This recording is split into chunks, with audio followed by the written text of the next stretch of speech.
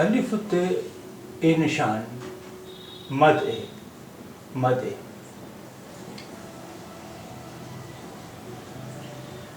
ਜਦੋਂ ਇਹ ਨਿਸ਼ਾਨ ਅਲਿਫ ਤੇ ਹੈ, ਇਸ ਦੀ ਆਵਾਜ਼ ਹੁੰਦੀ ਹੈ ਆ। ਇਹ ਅਲਿਫ ਹੈ, ਇਹ ਮਦ ਹੈ। ਅਲਿਫ ਮਦ ਆ ਦੀ ਆਵਾਜ਼ ਹੁੰਦੀ ਹੈ ਆ, ਆ, ਆ,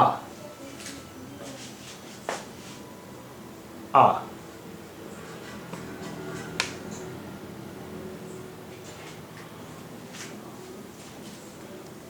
उर्दू लिपि का तीजा अक्षर है पे, पे,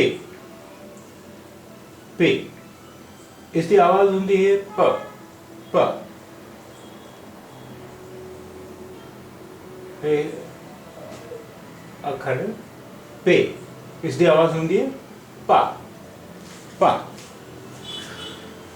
हुण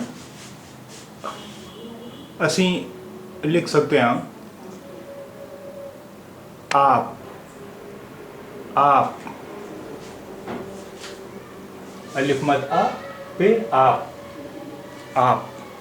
आप तो मतलब है आप, आप। अलिफ मद आ पे आप, आप, आप। एक और शब्द है आब। अलिफ मद आ बे आब। अलिफ मद आ बे आब।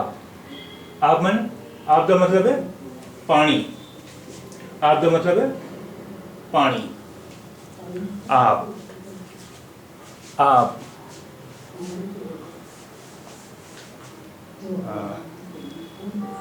आब, आब का मतलब है पानी।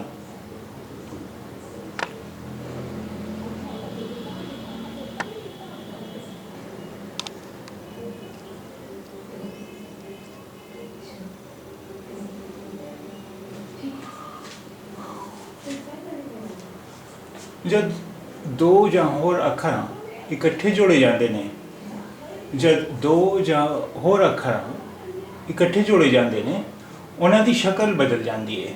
ਉਹਨਾਂ ਦਾ ਉਹਨਾਂ ਦੀ ਸ਼ਕਲ ਬਦਲ ਜਾਂਦੀ ਹੈ। ਬੇ ਤੇ ਅਲਿਫ, ਬੇ ਤੇ ਅਲਿਫ ਜਦੋਂ ਜੋੜੇ ਜਾਂਦੇ ਨੇ, बे की शक्ल बदल जाती है। आ बे है, आ है बे, बे। आ ए अलिफ है, बे अलिफ बा। बे, बे की शक्ल हो जाती है बा ते अलिफ बा। बे अलिफ बा, बा, बा। हुण असी लिखांगे बाबा, बाबा। बे अलिफ बा, बे अलिफ बा, बाबा, बाबा, बाबा। हुण तुसी ये पढ़ सकते हो ना की लिखा है। आ बाबा ए, आ बाबा आ। आ अलिफ मद आ, बे अलिफ बा, बे अलिफ बा, बाबा। आ अलिफ मद आ बाबा आ, आ बाबा आ, आ बाबा आ।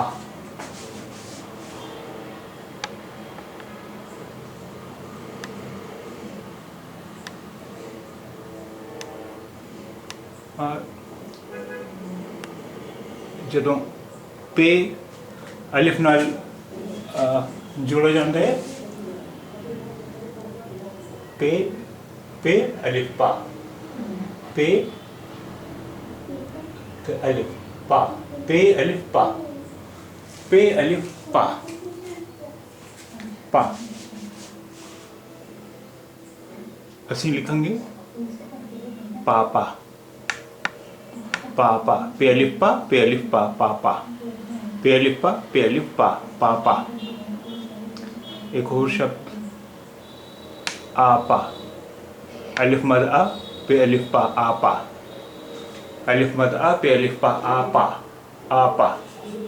आपा का मतलब है दीदी या शुद्ध बुद्ध। आपा, आपा का मतलब है दीदी या शुद्ध बुद्ध, शुद्ध बुद्ध। आपा दीदी शुद्ध बुद्ध।